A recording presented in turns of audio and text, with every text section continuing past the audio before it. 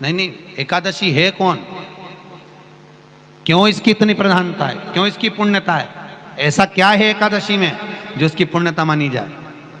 कौन है ये जो भगवान नारायण तक एकादशी का व्रत करते हैं? सुभद्रा जी को भगवान जगन्नाथ ने, जगदीश ने एकादशी का व्रत कराया था। बद्रीनारायण भगवान को माता लक्ष्मी ने एकादशी का व्रत कराया था। क्यों?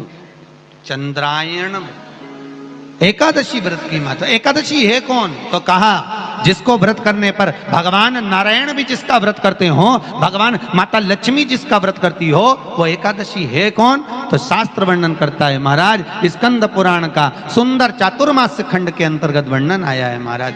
एक बार भगवान विष्णु आनंद में विराजमान थे, पद्मावती और माता लक्ष्मी दोनों उनके पास में विराजी हुई थी।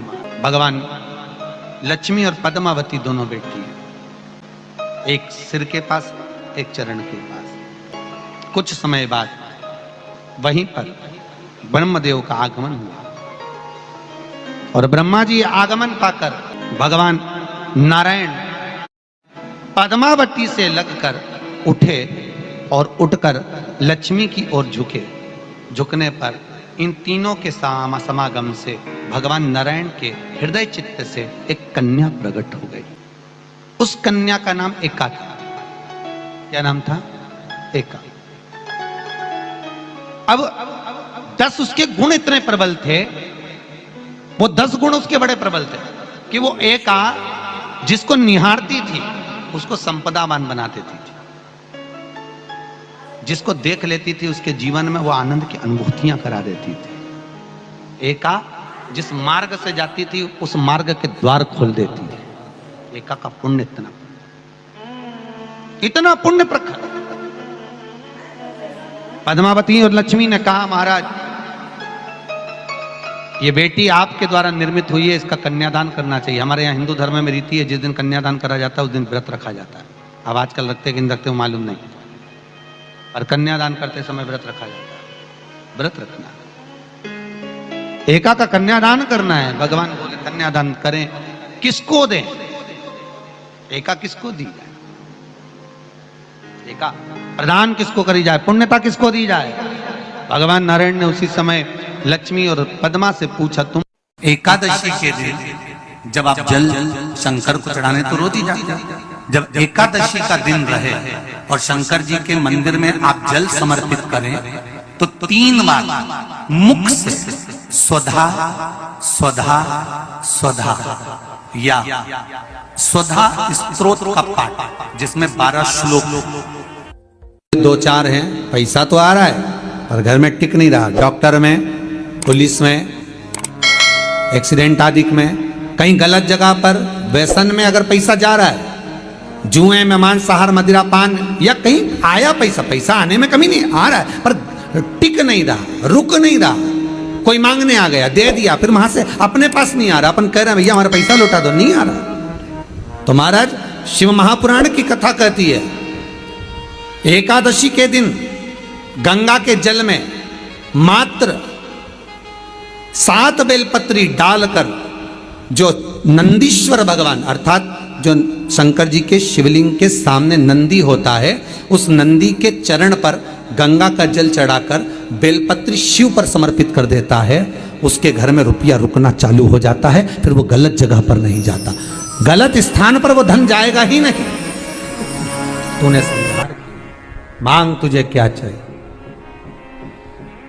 एकादशी ने भगवान विष्णु से कहा, नाथ प्रभु वर दे दो, मृत्यु लोक में जो मनुष्य मेरा व्रत करेगा, चाहे जलचर, थलचर, वायुचर या सांसारिक मनुष्य, मेरा अगर एकादशी का व्रत करेगा प्रभु, उसके यहाँ धन धान्य वैभव सुख संपदा बढ़ेगी और उस जीवात्मा को नरक नहीं भोगना पड़ेगा, सीधे वैकुंठ का उसको वास मिलेगा।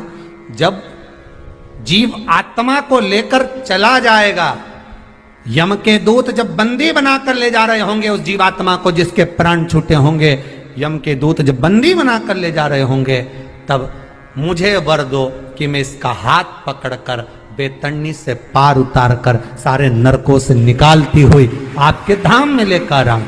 भगवान ने वर दे दिया, तथास्तु। हे एकादशी सुनो, मृत्यु लोक का मनुष्य अन्न का त्याग कर कर, क्योंकि अन्न में एकादशी के दिन पाप पुरुष रहता, अन्न का त्याग कर कर एकादशी के दिन जो मनुष्य तुम्हारा व्रत धारण करेगा, उस व्रत को करेगा और उस व्रत को धारण करेगा, उसकी मनोकामना पूर्ण होकर वो मेरे ही धाम को जाएगा।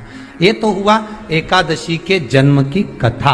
एकादशी के दिन गंगा के जल में मात्र 7 बेलपत्री डालकर जो नंदीश्वर भगवान अर्थात जो शंकर जी के शिवलिंग के सामने नंदी होता है, उस नंदी के चरण पर गंगा का जल चढ़ाकर बेलपत्री शिव पर समर्पित कर देता है, उसके घर में रुपया रुकना चालू हो जाता है। फिर वो गलत जगह पर नहीं जाता, गलत स्थान पर वो धन जाएगा ही नहीं। बेटा अगर व्यसन में पड़ा हुआ है, मदिरापान में पड़ा हुआ है, मांसाहार में, जुए आदि में जा रहा है, तुम्हें लग रहा है कि मेरा बेटा गलत मार्ग पर जा रहा है, ये मित्र दोस्ती गलत हो रही है, वो सही जगह पर आ जाए। करना है एकादशी। कई लोग इसको धन के लिए भी करते हैं, संपदा के लिए। संपदा के लिए अर्थात जिसका व्यापार नहीं चलता, जिसके घर में पैसा नहीं आता, या नौकरी नहीं लग रही, या सर्विस नहीं लग रही, आप अप्लाई कर रहे हो, जगह जगह जाकर इंटरव्यू भी दे रहे हो और पैसा नहीं आता, तो उसके लिए भी प्रयास किया जाता है। पर उसके लिए यहाँ पर जो धन के लिए करते हैं, उसके लिए विष्णुपदी के लिए करते हैं। मतलब जैसे गंगा के जल में तुलसी के 11 पत्ते डाले जाते हैं और उसको किसी भी नारायण के मंदिर में, राम कृष्ण शिव शंकर नहीं, राम कृष्ण भगवान विष्णु दत्त आदि जितने नारायण के मंदिर हैं, उस मंदिर में किसी भी पात्र में, एक छोटे से पात्र में उसको भरकर रखी आते हैं महाराज। उससे भी जॉब सर्विस नौकरी में सफलता प्राप्त हो जाती है। परंतु वो भी एकादशी को ही होता है। कुछ देर तक पात्र को रखा जाता है, फिर वही पात्र का जल किसी भी वृक्ष के नीचे डाल दिया जाता है, उससे भी नौकरी के लिए फायदा मिलता है। गंगा का जल कोई साधारण नहीं।